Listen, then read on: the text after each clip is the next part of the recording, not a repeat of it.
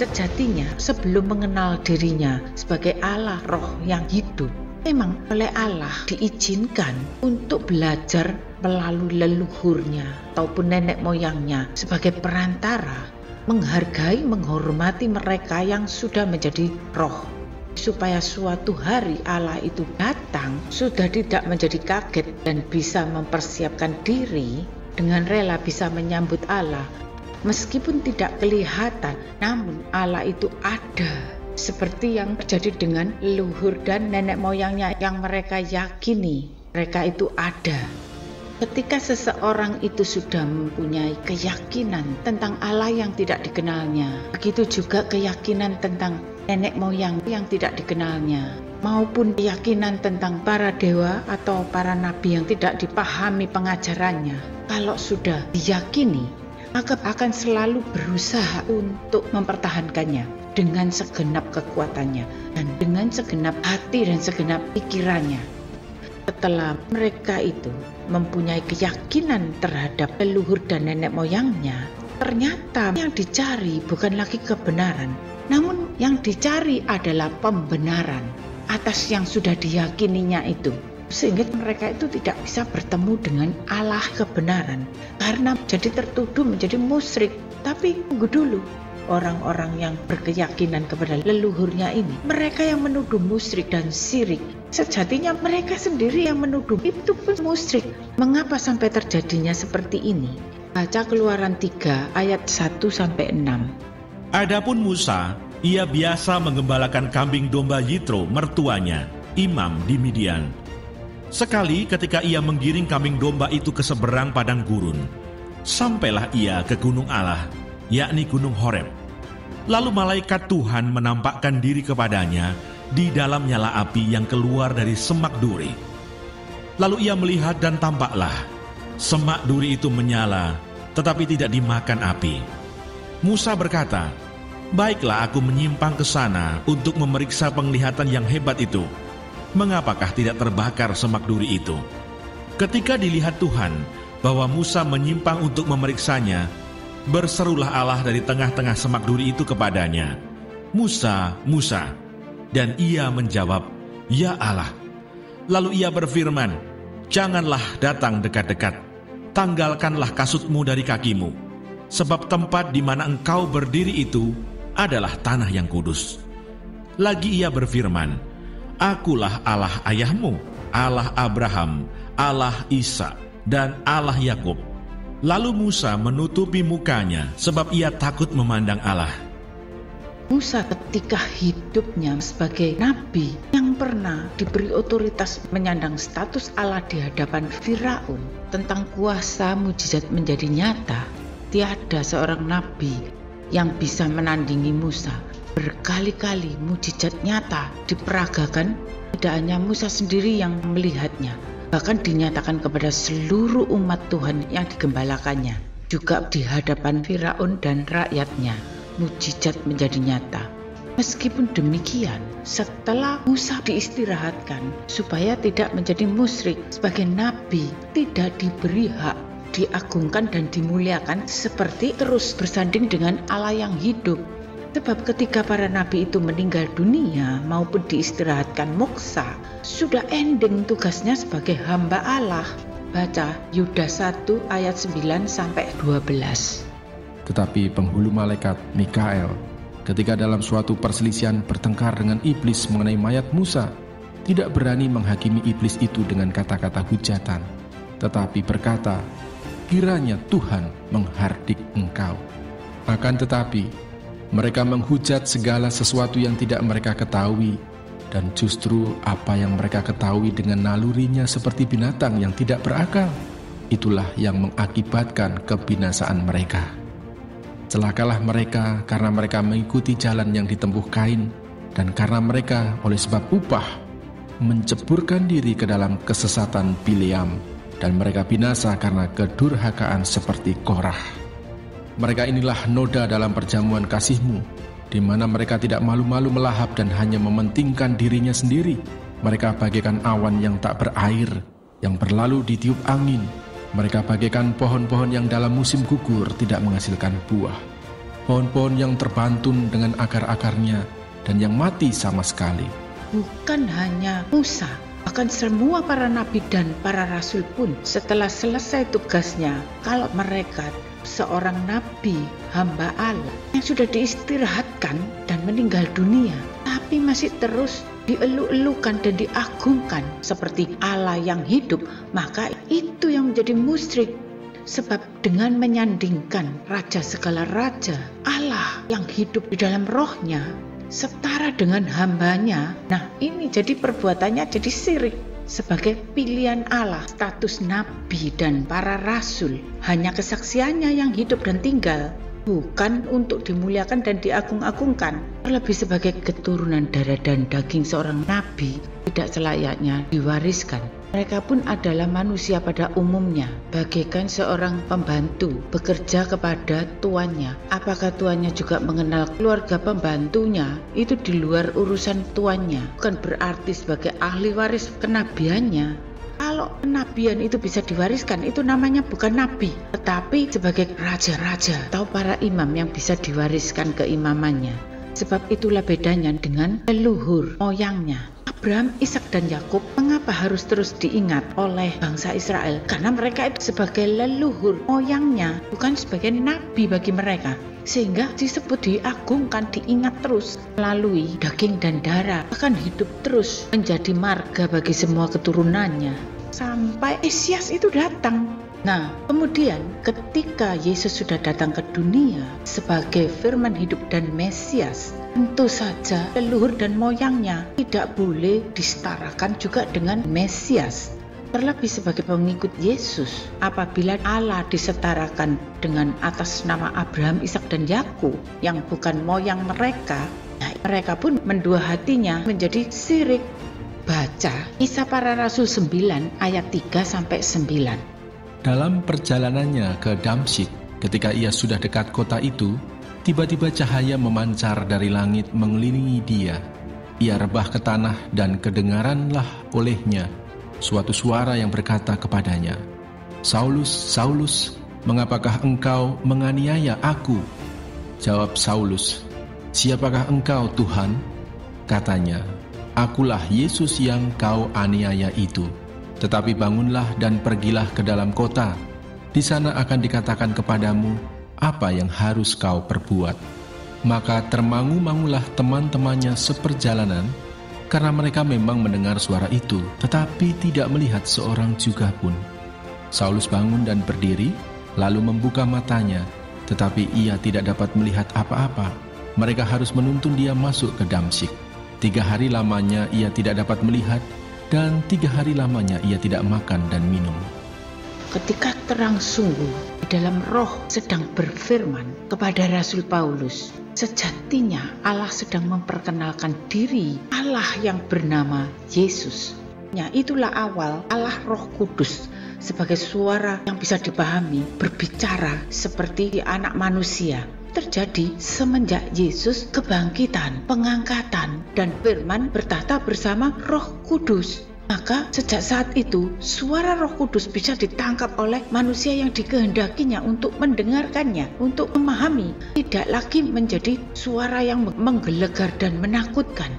Nah, ini salah satu bukti jikalau Yesus adalah Allah yang hidup dan Roh Kudus adalah nafas firman-Nya. Pada waktu Rasul Paulus mendengarkan suara rohnya, itulah awalnya dari suara Roh Kudus bisa didengar tidak melalui nabi ataupun para malaikat utusannya yang bisa pura-pura jadi malaikat terang, karena yang diperkenalkan sudah Allah sendiri, Allah yang roh yang hidup kekal. Sudah tidak ada lagi perantara melalui moyangnya, melalui leluhurnya ataupun melalui para nabi. Nah, tapi ini yang menjadi duri di dalam daging Rasul Paulus, karena setelah berjumpaan dengan Allah secara pribadi, tapi masih terikat demi kasih kepada leluhur dan bangsanya. Baca Roma 9 ayat 1-4. Aku mengatakan kebenaran dalam Kristus, aku tidak berdusta. Suara hatiku turut bersaksi dalam Roh Kudus bahwa aku sangat berduka cita dan selalu bersedih hati.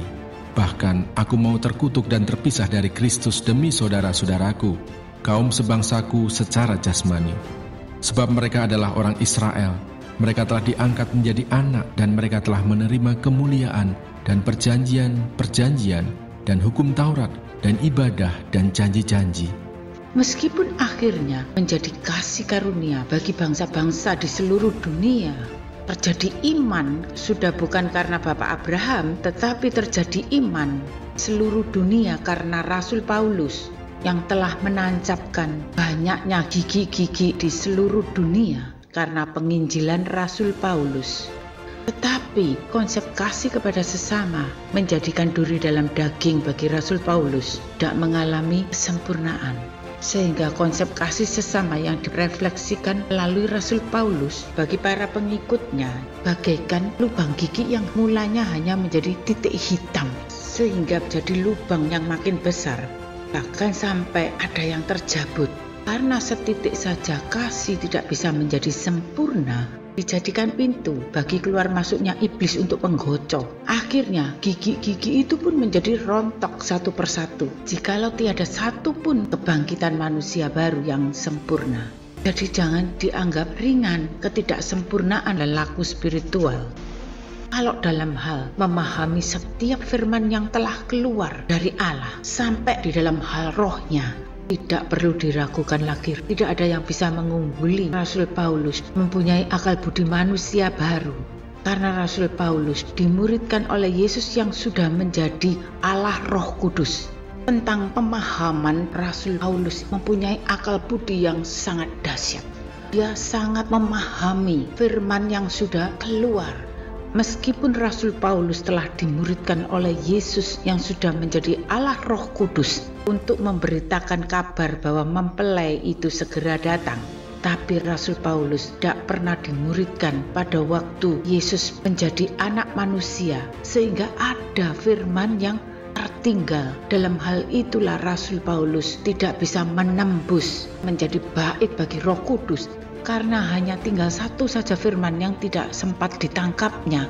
Tapi itu menjadi yang diumpamakan pintu lubang jarum dalam hal roh, sehingga mustahil untuk menembus kebenaran dalam hal roh secara gamblang. Bandingkan dengan Lukas 14 ayat 26 sampai 27. Pada suatu kali banyak orang berduyun-duyun mengikuti Yesus dalam perjalanannya. Sambil berpaling ia berkata kepada mereka, "Jikalau seorang datang kepadaku dan ia tidak membenci bapaknya, ibunya, istrinya, anak-anaknya, saudara-saudaranya laki-laki atau perempuan, bahkan nyawanya sendiri, ia tidak dapat menjadi muridku. Barang siapa tidak memikul salibnya dan mengikut aku, ia tidak dapat menjadi muridku." Berbeda dengan para rasul lebih dulu yang dimuridkan sebagai sahabat dan anak, secara langsung melakoni firman hidup dari dasar tubuh raganya sehingga bisa mengenal Yesus yang masih sebagai anak manusia. Cara kasat mata Yesus belum menjadi roh, dengan melihat secara langsung bagaimana Yesus terkurung di dalam raga fana sampai terjadi karya salib, bahkan ikuti secara gamblang pengangkatan sebagai Allah Roh. Sehingga dalam pesan firman para rasul murid Yesus mengetahui bagaimana caranya untuk menjadi pintu menuju arti hidupnya sesuai di dalam roh. Tapi karena para rasul murid Yesus waktu dimuridkan oleh Roh Kudus, pewahyuan yang begitu dahsyat diterima oleh para rasul murid Yesus, terutama Rasul Yohanes. Tapi sayangnya para rasul murid Yesus dalam hal pemahaman firman tidak secakap Rasul Paulus.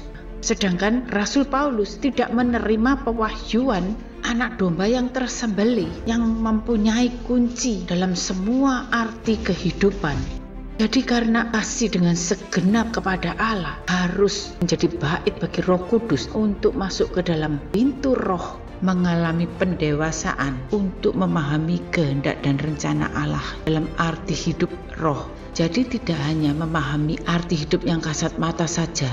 Ada yang meleset bagi Rasul Paulus, tidak memahami menjadi bait bagi Roh Kudus jalan untuk endingnya sebagai manusia baru. Dengan demikian terjadi bentuk refleksi dua saksi Allah. Yang satu sebagai saksi oleh karena dimuridkan oleh firman hidup dan melakoninya, sehingga mereka sendiri yang bisa menjadi kasih sempurna dengan segenap kepada Allah, tetapi tidak diperkenan menjadi suara hidup bagi Roh Kudus dan kebenaran. Maka yang satu lagi sebagai saksi bagi yang belum terjadi dasar kasih kepada Allah, tapi sudah terbentuk akal budinya oleh karena pemahaman firman yang belum dilakoninya, sehingga lebih dulu terjadi dasar kasih kepada sesama. Semua hendak dijadikan umat percaya dan beriman pada Yesus, tetapi tidak ada satupun yang menjadi sempurna di dalam kasih-Nya. Setelah lebih dulu gerakan roh dalam dua saksi Allah ini, maka harus mati. Sebab itulah dua saksi Allah bukan secara wujud, tetapi gerakan roh yang ada di bumi, di dalam penggembalaan maupun penginjilan, bernubuat disertai kuasa dan mujizat seperti para rasul murid Yesus maupun seperti penginjilan Rasul Paulus. Setelah gerakan itu semakin padam, justru sedang terjadinya proses bangkitan akal budi manusia baru sebagai anak domba yang tersembelih, sehingga gulungan kitab segala kehidupan materainya terbuka secara gamblang. Nah, itu tanda akhir zaman untuk barang siapa yang melihat dan mendengar pesan Roh Kudus bisa segera mengakhiri dengan dalam roh dan kebenaran. Kemudian terjadinya kebangkitan manusia baru dari dalam bait tubuh, tempat perhentian bagi Allah Roh Kudus. Oleh sebab itu, para rasul murid Yesus dan juga Rasul Paulus, mereka pun harus menerima kematiannya.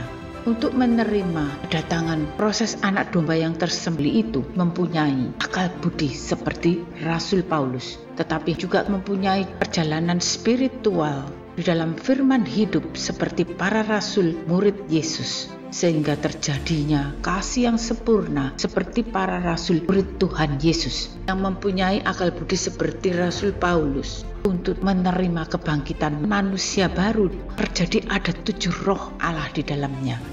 Di dalam bait Roh Kudus satu tubuh perjalanan spiritualnya, yaitu dari iman, pengharapan, dan kasih, manunggal di dalam firman hidup yang dilakoni, kemudian dilebur oleh persatuan di dalam Roh Kudus. Tubuh itu hidup tapi mati, mati tapi hidup, sampai terjadi kebangkitan hidup oleh roh dengan akal budi yang menjadi dewasa oleh pemahaman Roh Kudus, sehingga suara roh dan kebenaran tidak dari dirinya sendiri. Maka itulah manusia baru. Sifat dari 7 roh Allah ada di dalam satu tubuh bait Roh Kudus, tempat perhentiannya yang ada di bumi. Baca Wahyu 5 ayat 6-9. Maka aku melihat di tengah-tengah tahta dan keempat makhluk itu, dan di tengah-tengah tua-tua itu berdiri seekor anak domba seperti telah disembelih, bertanduk 7 dan bermata 7. Itulah ketujuh roh Allah yang diutus ke seluruh bumi. Lalu datanglah anak domba itu dan menerima gulungan kitab itu dari tangan Dia yang duduk di atas tahta itu. Ketika ia mengambil gulungan kitab itu, tersungkurlah keempat makhluk dan ke-24 tua-tua itu di hadapan anak domba itu, masing-masing memegang satu kecapi dan satu cawan emas, penuh dengan kemenyan. Itulah doa orang-orang kudus, dan mereka menyanyikan suatu nyanyian baru, katanya, Engkau layak menerima gulungan kitab itu dan membuka meterai-meterainya, karena engkau telah disembelih, dan dengan darahmu engkau telah membeli mereka bagi Allah dari tiap-tiap suku dan bahasa dan kaum dan bangsa. Pemahaman tentang anak domba yang tersembelih ini sebelumnya selalu dikatakan sebagai Yesus. Yang pertama, karena mereka terbentur dengan ketika gulungan kitab itu materainya terbuka. Yang kedua, tersungkurlah keempat makhluk dan ke-24 tua-tua. Nah, anak domba yang tersembelih ini diartikan sebagai Yesus, sebab bagi mereka mustahil ada manusia yang membuat tersungkurnya ke-24 tua-tua, dan wajah keempat makhluk itu telah dianggap para rasul pun tidak layak menerima anugerah seperti anak domba yang tersembelih itu selain hanya Yesus. Tapi yang mustahil bagi manusia tidak mustahil bagi Allah. Padahal di dalam Wajah keempat makhluk itu adalah dalam gerakan roh, sifat hamba Tuhan, para nabi dan sifat para rasul. Dan ke-24 tua-tua itu adalah yang disebut sebagai anak-anak Allah. Mereka adalah sebagai pemenang di dalam iman, tidak terjadi kehendaknya sendiri, di dalam pengharapan, tidak liar, serta di dalam kasih sempurna, tidak mendua hati. Pada waktu perkumpulan orang-orang kudus di hadapan Tuhan, mereka pun selalu hadir, ikut rapat. Bahkan iblis pun sebelum dikalahkan oleh Yesus melalui karya salibnya, masih bisa selalu ikut rapat.